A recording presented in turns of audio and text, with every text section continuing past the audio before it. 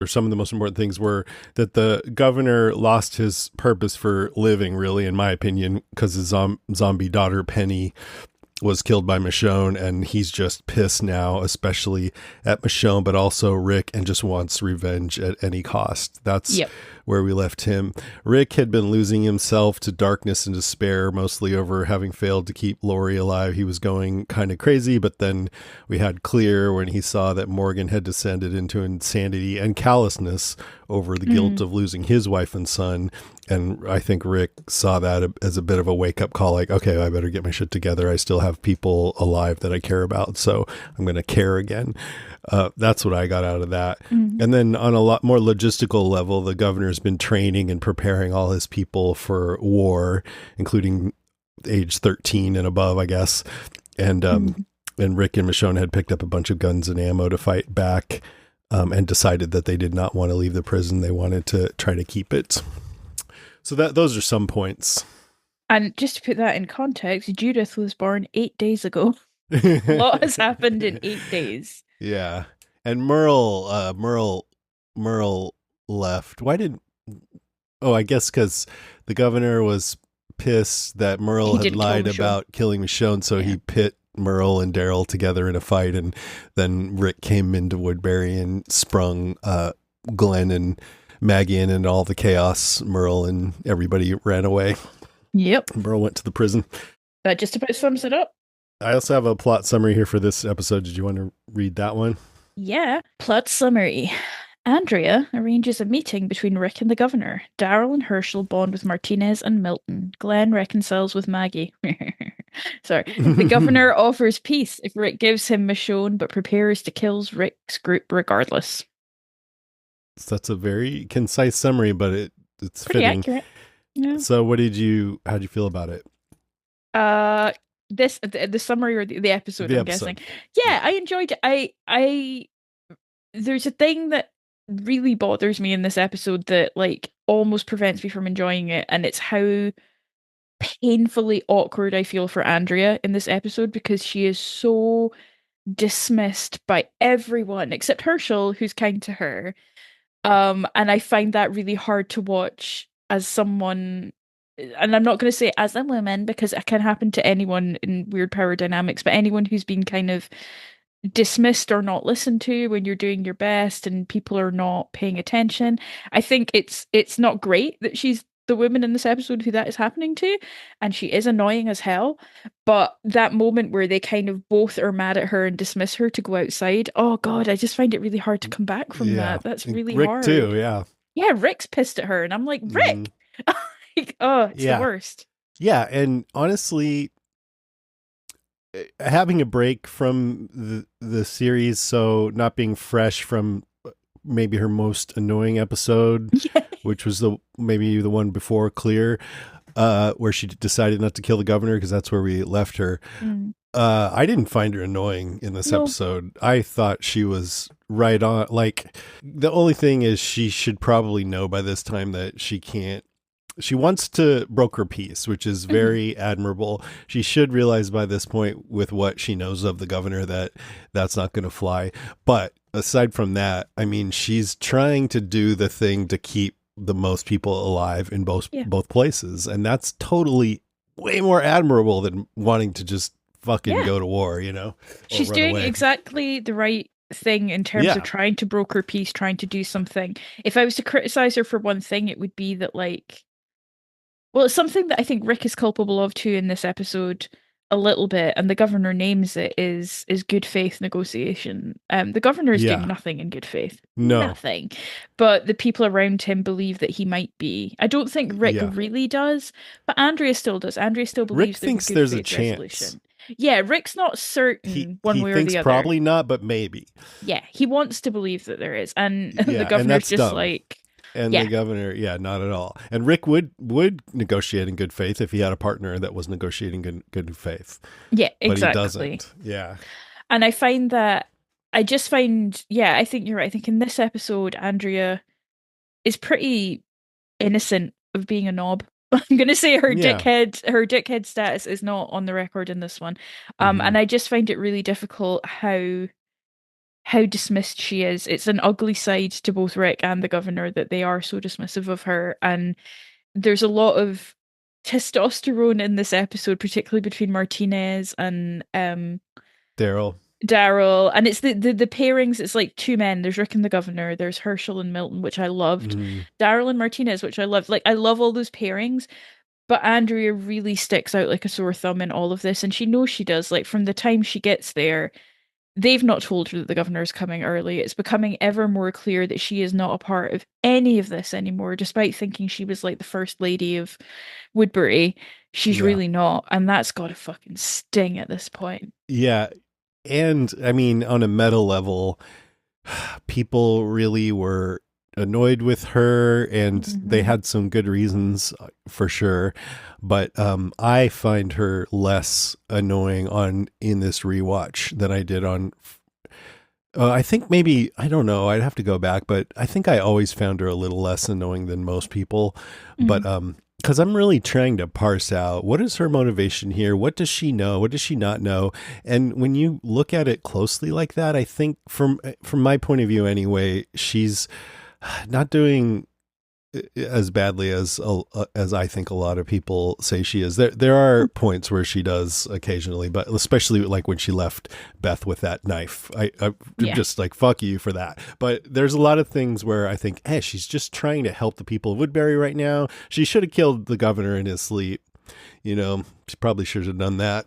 But we're not, I think, for the same reasons that she's trying to do this negotiation now, we're not at that stage yet mentally. She's not at that stage yet mentally to be able to kill someone in their sleep. And Yeah. we're still holding on to those vestiges of what life was Humanity. like before and humanity. And Right. Yeah. yeah. And it's hard to remember that when you're watching a TV show where we just get numb to the idea of killing someone and think, why don't you kill them? But Yeah, if you just think fucking shoot about them in what the a real face. person, yeah, like if you're at home and your partner said something annoying, why don't you kill him? No, you're not going to kill Yeah. him. You're going to talk about it. And I guess that's hard in scale. So I think this is another way in which coming into the rewatch is an interesting juxtaposition, is because in the last few episodes of the Daryl show that we watched, there were so many red shirts and people just dying all over the shop. Like there was Yeah. meaningless slaughter, and Daryl Yeah. and other characters we've come to know and love do that. It's become John Wick. People are getting killed all Yeah. over the place. So it is really funny in a sense to look back and be like, watch Rick agonizing over one thing, or watch Andrea not stab a guy in his sleep and be like, ugh. You know? Yeah. And I'm more, yeah, I think I just get the sense that a lot of people prefer the Daryl way. I don't know if I'm going to say most, but a lot, Yeah. where it's like, just kill. Who cares? It's a movie. You know, don't like if someone agonizes over killing someone, they're weak. Yeah, it's funny, isn't it? And I think with The Walking Dead, there is a bit of the old frog in boiling water in that we start off Yeah. Oh yeah. believable, and then by season 10 or 11, we're like, oh yeah, that's normal, just to like set all those zombies on fire and have them do this and do that and do this. That's no big deal. Even by season 5, we're kind of getting there. And I think it was kind of nice in a way to come back into an episode that was based around this very small scale conflict Hmm. and this attempt to resolve it in quite an old school political way. And I find that particularly interesting given, and I'm not just talking about America right now, I'm talking about like all over the world right now. There's a lot of governmental change, and the way that we understand politics is changing, and the way that people negotiate is changing. And there's this kind of new populist way of doing politics that doesn't really tie in with old school diplomacy. And It's about trying to be the biggest celebrity that people are yeah, entertained by the most yeah, there's no on both more sides, on like all sides. sitting. I read a really interesting book called Politics on the Edge by Rory Stewart, and Rory Stewart, he hosts The Rest is Politics UK, which is like they call themselves the Centrist Dads podcast, which is pretty accurate to be honest. But one of the things that fascinates me is he's like this old school politician who went into everything with good faith and assumed everyone around him was acting in good faith, and became super disillusioned within like 2 years. He's like, nobody's acting in good faith. Nobody Mm. prepares their speeches. Nobody does shit. No one knows anything. I'm the only one doing it. And I really felt for Andrea in this episode that like she's coming into it thinking these are two reasonable men. And for various reasons, neither of them is reasonable at this particular moment. Although, I guess Rick is quite reasonable. I would argue Rick is, although, see, I wondered, we're kind of getting into my point about Andrea. Can I just go into it? Do you mind? Yeah, I'm kind of skirting mine as well, so go for it and we'll get there. Okay.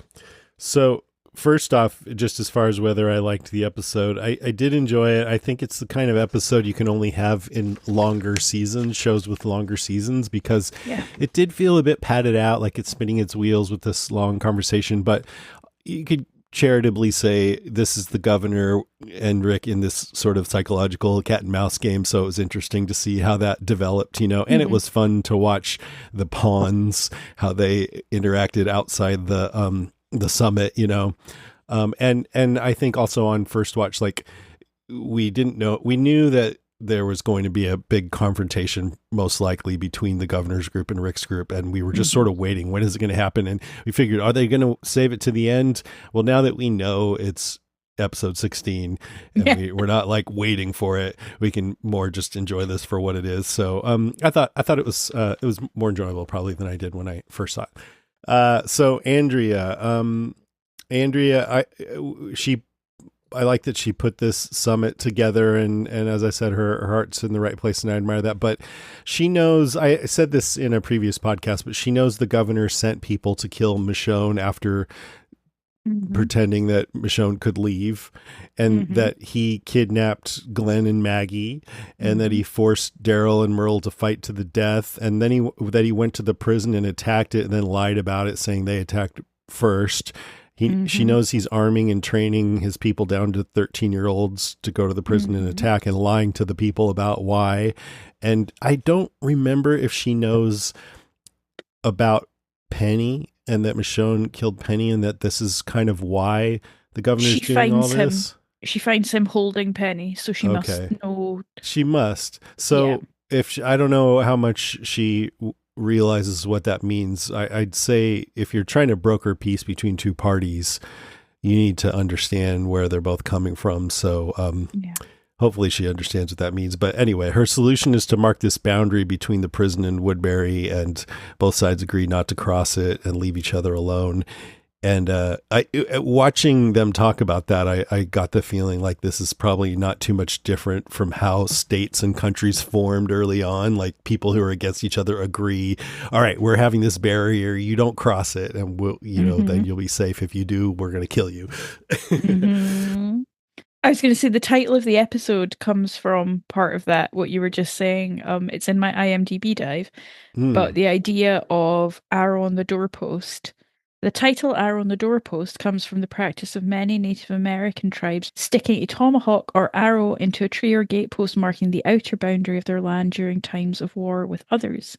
The tomahawk or arrow would be planted at the beginning of the conflict and not removed until the conflict was resolved.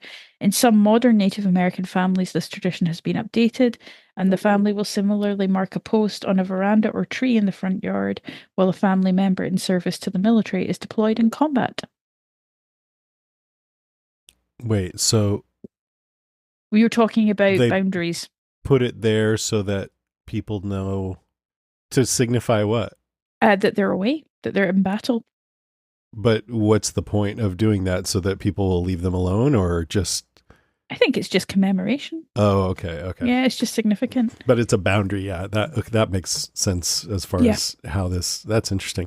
So then, the governor asks Andrea to step out, and Rick agrees. I came to talk to him, and that made me wonder, what if Andrea had stayed? How would things have gone? Right.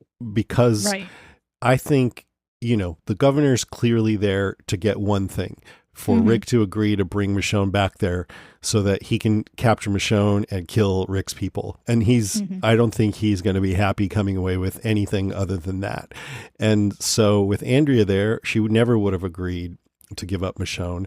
They probably would have come to an impasse, and then they would have not had any agreement, but at least they would all know for sure where they really stood. It wouldn't have been as interesting of a story maybe, but I just think that, you totally understand why the governor would want her away. But Rick maybe should have said, no, she's our middleman, or middle person, whatever. Let's have her stay, and help us negotiate this, you know? Like there's often a middle party when there's two sides negotiating like that. And Andrea's actually kind of perfect because she has ties to both sides and wants to see peace. And Rick Yeah. presumably wants to see peace too. So I honestly, and she used to be a lawyer, I honestly think that he would have been better off keeping her there. Yeah, absolutely. But it turns into a dick swinging contest. Yeah, why would Rick not want her there? And I'm thinking maybe just because he thinks that the governor probably isn't even listening to her anyway, and the governor's the one that he needs to talk to. But still, I think Rick still doesn't quite trust her either, mm, because that's his big thing when she comes to the prison is he's like, what have you told your boyfriend, blah, blah, blah. And I mean, yeah. okay, I will say this, Rick's not wrong, because like the governor knows a lot about Rick's personal life, so like Andrea has been talking. Like, Mhm.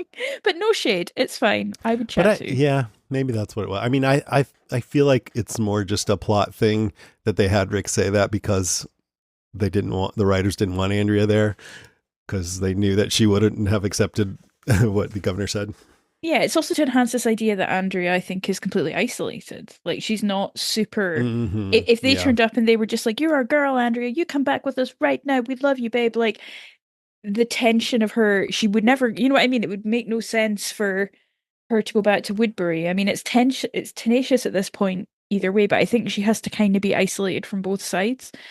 So I think you're right. I think it is a writer decision with a couple of different things playing on it. Hmm. So then all else I had to say about this is that she goes outside and she's talking to Herschel and she says, what happened with Maggie? And I don't know what spurred her to say that. Had Maggie come up Because, earlier? yeah, Rick says pointedly in front of Andrea, he's like, I know about what you did. And then he sort of goes, Oh, Maggie. And you can see Andrea be like, what? okay.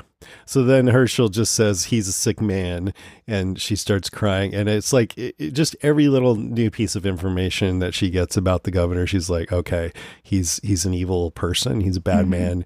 And she says right then, I don't want to go back with him. So now she's like, just fully decided he's fucked. But Herschel says you can come with us, of course, but if you join us, it's settled. And I wasn't sure if he meant if you come with us, you can't ever go back to Woodbury, or if he meant if you come with us, that's going to cause trouble or cause war or something. I wasn't sure what he meant by it's settled, but she said, Kind I of know. both. I mean, like Mm. you can't go back and forth again. Like it's Yeah. got to be that's you there. Yeah.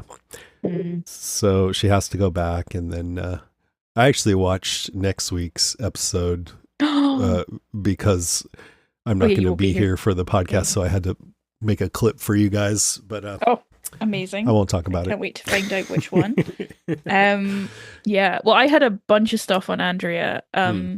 Just the way that throughout this whole episode she's on the back foot. She's been left out of the plan for the governor arriving early. She clearly thought she would be key to these negotiations, and she absolutely is not in any way, shape, or form. They can't get rid of her quickly enough. Yeah. She gets spoken over. Rick gets angry at her. She's physically dismissed. She's like sent from the room, which is mortifying because she kind of has to walk out there to the sort of I don't want to say lackeys because we know it's not quite like that, but it's that optic of like, oh, I've been sent out from the big boys' table to come and sit outside, and It is. Yeah. it's They so have no power. humiliating.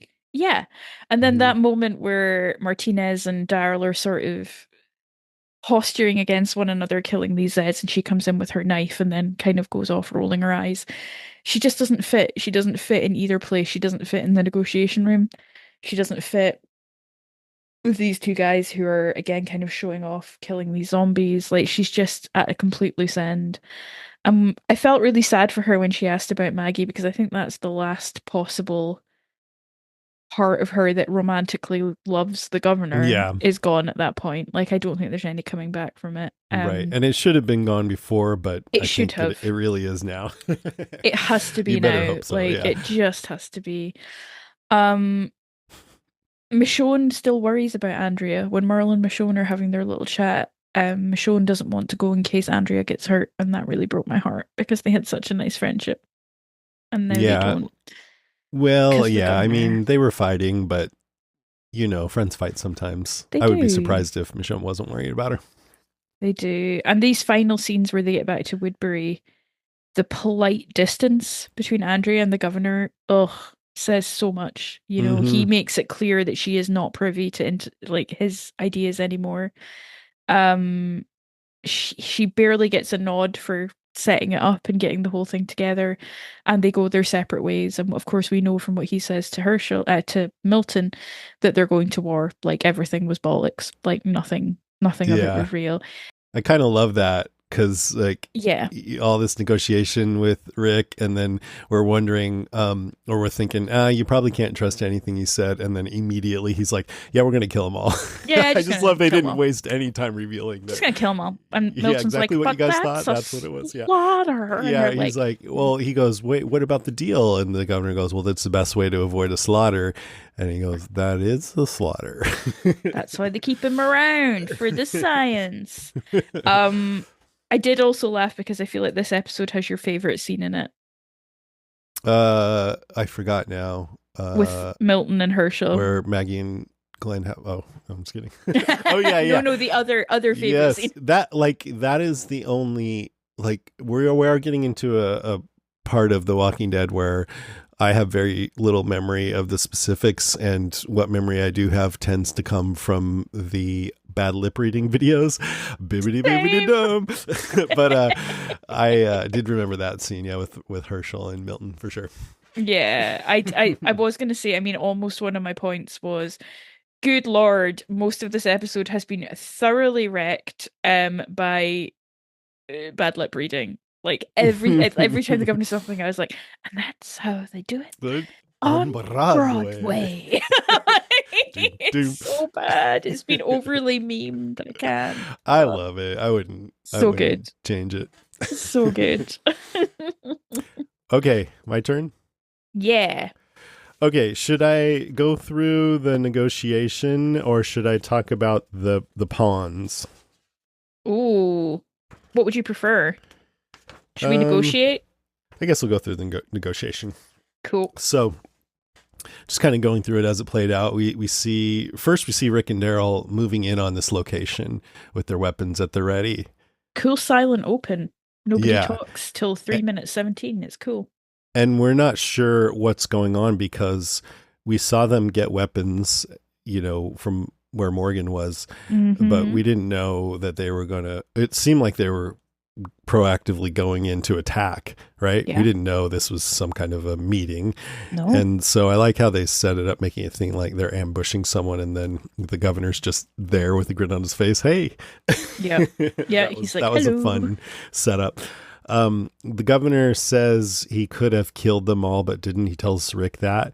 And I'm like, no, that's not true. And governor says later on, Rick's people are better trained, but the governor has more people. But when he attacked the prison, he didn't have all of them. He's been training people since then. But if he could have killed them all when he attacked the prison, he would have, because we know from the end of this episode that's exactly what he wants to do. So he's saying a lot of things in this negotiation to frame things a certain way to manipulate this situation to get what he wants. When he's like, I don't think I want your prison. It sounds horrible. Yeah. I'm like, you clearly want the He's prison. like, yeah. And it's whatever. like you said, the way politicians don't argue in good faith. That's what the governor's doing. When he puts his gun on the table to show that he wants to negotiate in good faith, I remember thinking, you can't trust him. He's probably going to make a move. And then we see that he does have a gun taped under the table. But I, kind of liked that it wasn't Chekhov's gun. It was just there for insurance. It made it's a good shot as well. Smart. Yeah. But it makes us worried the whole time that he might use it. But although it's so taped on. Like I was thinking that about her as well. I was like, how are you going to get that off real quick? Like, ow, my leg hair. Do you have a pocket knife or something? Do you have a knife or anything, Rick? Sorry, it's no reason. I just need to do something here. I like to whittle. I like to whittle. That is funny. I wondered what stopped Rick from just killing him right there. What do you think? I mean, I think it's part of that holding on to humanity. And I think prior to this, everyone's going to be like, you're very wrong. Has Rick killed anyone man on man since he killed Shane? Yeah, I guess not. I think maybe it's more about just wanting to see what happens here, because if you kill the governor, then maybe there's somebody else who would just lead his people to attack you. Yeah. You know, like Martinez or somebody. So maybe it's just more about, all right, let's try to see what the situation is here and see if I can get some control over it without just causing a war. Because why would the governor just come here and be open unless he thought that, you know, I don't know. The governor's playing with his mind just by being so vulnerable. It's like, well, maybe that's not the right thing to kill him if he's just going to be vulnerable like that. Yeah. And yeah, Rick is in a very fresh mental distress stage. Like, you know, he's not the full ticket right now. He's getting there, but yeah, Judith's 8 days old. Things are fresh. I liked his demeanor throughout this. He seems very intense, just high alert, but also aggressive. Like, I'm not someone to be fucked with, and I'm here to make a deal. And if you don't do that, then you're going to fucking regret it. Just got this real intensity about him, you know? Yeah, absolutely. And he did the Rick run with his like arms down by his side at the start, like his kind of stealth run. He does that? I didn't even know that. I love it. I love it. The Rick run. So Andrea proposes that they don't cross a boundary, you know, that they set a boundary that neither one will cross. Rick mentions some river. The governor says no, that he's only there for their surrender. And I think that's another tactic, you know, ask for something big to ultimately land on something smaller. And I think Rick probably knows that. There's a lot of posturing between them, needling each other. Rick being kind of critical that, oh, you call yourself the governor. And Rick, or then he says, I love this line, you're the town drunk who knocked down my fence and ripped my yard. Nothing more. Yep. I love that. He fucking tells him. It's great. And then the governor says, Andrea told me about your baby that might be your partner's, but you're caring for her, and I admire that. He's saying he admires it, but he's needling him like, you got cheated on, you know? He's such a dick. I love it. And I totally didn't remember the governor, or I didn't remember that anyone had acknowledged that Judith might be Shane's until Rick says it to Michonne 5 seasons from now. Yeah, like season 7, right? 7, yeah. Then he says, you're caring for her, and I admire that restitution for your own lack of insight for failing to see the devil beside you, which totally set him up, Rick, to say, oh, I see him all right. I love that line. Still a great line. I see him. And my first thought to that was, yeah, maybe his, you know, everything that happened with Shane has trained Rick not to trust people so easily anymore. But then I'm like, nah, he never would have trusted the governor anyway. No, he's good at reading people that way, I think. Yeah. So then the governor tells Rick he's doing this because Rick broke in and shot up their street. And I mean, Rick was doing that to save Glenn and Maggie, which the governor falsely blamed on Merle, their kidnapping. So he's just full of shit. Not negotiating nonsense. In good faith. Yeah. Then he tells Rick about getting a call at work that his wife was in an accident and died. And I'm like, I don't know. That might be true. It might not. But whether it is or not, it's a total manipulation tactic. And it kind of works, I think, because Rick does relate about losing a wife and feeling like there's unfinished business there. You know, the governor's like, oh, she called me, but I don't know what it was about. What was she going to say? And that totally plays into Rick's feelings of unfinished business with Lori, I feel like, because they were fighting. And right then, Rick takes his first drink of this whiskey that the governor had put down. And the governor, I think, got a look on his face like, I'm getting to him. Yeah. You know? Yeah, definitely. There's definitely. And then he takes a very different sip of whiskey where he's like, and you're exactly. Like, oh. Then the governor's saying, okay, we can fight this and it will go down to the last person and everyone dies. So he's pretty much just this whole time been saying, everyone you're going to surrender. Everyone's going to die. You know, the worst thing's going to happen. Or what about this other thing? And that's when he says, well, let's see. At first, Rick thinks the governor wants the prison. He says, we're not moving on. And yeah, that's what you said. The governor says, well, what good would that would do me? Best you stay where I can keep my one good eye on you. And when he mentions his eye, that's a sign he's thinking about Michonne, who took his other eye. And then he takes off his patch and says, I want Michonne. But I think it's not, I think it's not really about revenge for his eye. It's about revenge for Penny. Mm-hmm. You know, maybe his eye some, but more about Penny. And like I said, I watched the next episode because I'm not going to be here for it, but I am going to just quote one line from it because Milton thinks Milton is critical that the governor wants to take Michonne and kill all of them. And the governor says, let me ask you something, huh? Do you still believe the biters have some spark in them of who they were? And Milton says, I think so. And the governor says, then that was my daughter, wasn't it? And Milton says, whether that was Penny or not, it's done. It doesn't matter. And the governor says, oh, it's all that matters. And I just think that's like if he was on Fear the Walking Dead reading off his character card, you know? Oh, yeah. But I don't mean to frame it in a way that's bad. I think it was good writing. But I think that's just what he's all about, that he thinks there's a chance the zombies could be brought back. And so the way he sees it, Michonne killed his daughter, and for no other reason than to spite him. And if I thought someone killed my son right in front of me just to spite me, I would probably want them dead too. So I can get a little bit of understanding of where the governor's coming from here. But I honestly think I feel like Penny is a bit of a pretext sometimes. I think the governor had a darkness there before she was killed by Michonne that would have led to some of this anyway. But I agree that it's very much a like wildfire kind of sets the...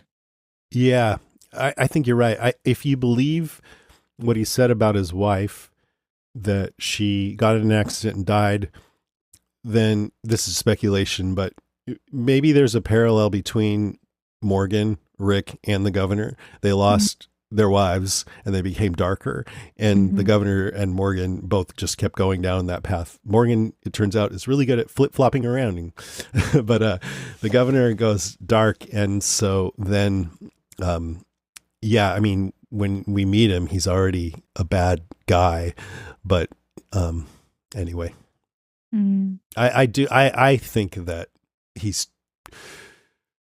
whole purpose is Penny, though, but I still don't think it's coming from a human place. It's coming from a broken place. I don't think there's any human left in him at this point. It's just gone. I think he's gone into full kind of, I don't know if it's narcissism or what, but he's in a full high now because he knows what he's going to do and how he's going to get his revenge, and he's just not listening or understanding anything else around it because he doesn't want to. No, yeah, I don't think he has any compassion for anyone. They're all just objects to be used or destroyed. Yeah. Which is very narcissistic. So then Rick says, if I give you Michonne, how do I know you'll keep your word, that you'll stop? And the governor says, you can have everything you want. I told you, I don't care about you. And I'm like, I would not. He hasn't earned any trust. No. There's no reason to trust him at all. These are no good faith. Yeah. I mean, there's no reason Rick should trust that. The governor gives Rick 2 days to think about it, meet back there at noon. And that's the end of the negotiation. Mm-hmm. And it was all a massive hooking waste of time. I know. Yeah, it was. I mean, the best you can say about it is it had some entertainment value. Got them all out of the house for a bit. That's right. Also, the governor dropping major hints that he's keeping an eye on the prison is quite creepy and effective. Oh, I saw you brought some weapons the other day. Like, no. So they should start scanning the horizon to see if there's like some guy up in a tree with binoculars or something. They really should. I mean, there's so few of them at the prison. There's probably 5 men watching, and they're all just like, "What?" So what's next? Well, I'll go to the prison and talk about Glenn and Maggie. I get so upset now watching Glenn and Maggie scenes because I'm like, how much time do they have left? I get so sad about it because this I thought was actually quite a sweet scene. Peter and I did end up having a massive conversation about sex on The Walking Dead and whether this was one of the most explicit sex scenes that we see. I think of Rosita and Abraham in the library. Yeah, it feels like it's pretty. I feel like The Walking Dead is not a sexy show, but when it happens, I'm always like, oh yeah, oh gosh, yeah, they do. Oh right, okay, it's not implied, it's happening. But what I like about it is that it's quite a sweet reconciliation between Glenn and Maggie, because Glenn is really struggling to keep the prison in check, I think, and to keep his keep his strength and his ego intact around Merle, which must be incredibly difficult. Mm-hmm. They end up having this physical altercation where Merle's trying to get out of the prison and so on. I forgot that they fought. Yeah. And we see Glenn standing on the kind of contemplative bridge or like an area where He's he's supposed to be keeping watch. yeah, so they're both supposed to be keeping watch, I Jason. know. Maggie's supposed to be keeping watch as well. If everyone died, I hope they'd feel bad. However, That's what I thought was going to happen because I didn't yeah, remember because they're both supposed to be keeping watch and then they go, fuck. And I'm yeah. like, what if somebody comes and kills you? Close the door. I was like, could you get a boner in the zombie apocalypse? Like the smell and the noises. Anyway, whatever. They have a nice reconciliation where Glenn says, and I think he's right, and I liked his apology that he made what happened at Woodbury all about him. Maggie needed her space and he didn't give her that. And Maggie saying that she just wanted him to see her rather than what had happened. And I thought that's actually really nice, healthy resolution. Um, Maggie saying to Glenn, I'm with you, I'm always with you, made me think of Maggie, I'll find you. And then I got really sad. And then that Hmm. was very emotionally confusing because then the scene got very horny very quickly. And we saw I some know. attractive people in their 20s going to town on each other, which is like, good for them. So it was a nice break from the rest of the show. And it was nice to kind of have Maggie and Glenn reconciled to each other. I remembered that conflict going on a lot longer. But I think that's the Yeah. joy of the rewatch is it's easier to kind of see that it was actually only a couple of episodes. Yeah. I was relieved. But then when I scrutinized it on second watch, I was a In slow little motion. critical. Yeah, just frame by frame. No, he said, when we got back from Woodbury, I made it all about me and you needed your space and I didn't give you that. And it felt like what happened was that he was feeling critical of her for having been sexually assaulted, right? Mm. We don't know for sure, but that's kind of how it seemed, that he was Mhm. mad at her for even it's illogical Yeah, and he was feeling and frustrated at the yeah. yeah, and like you did something with the governor even though you had no choice. I'm mad at you for that. That's kind of what it felt like. And we've talked about that in the rewatch. Some listeners felt the same way.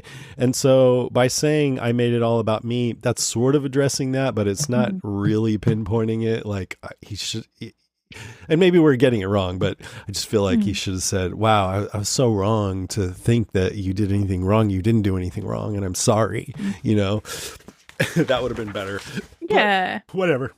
Maggie I'm seemed being happy. nitpicky. Yeah. She seemed happy, Seemed and, really happy. and it did seem like he got over himself, and that's good.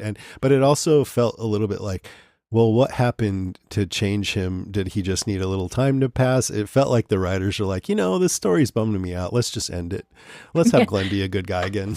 Yeah.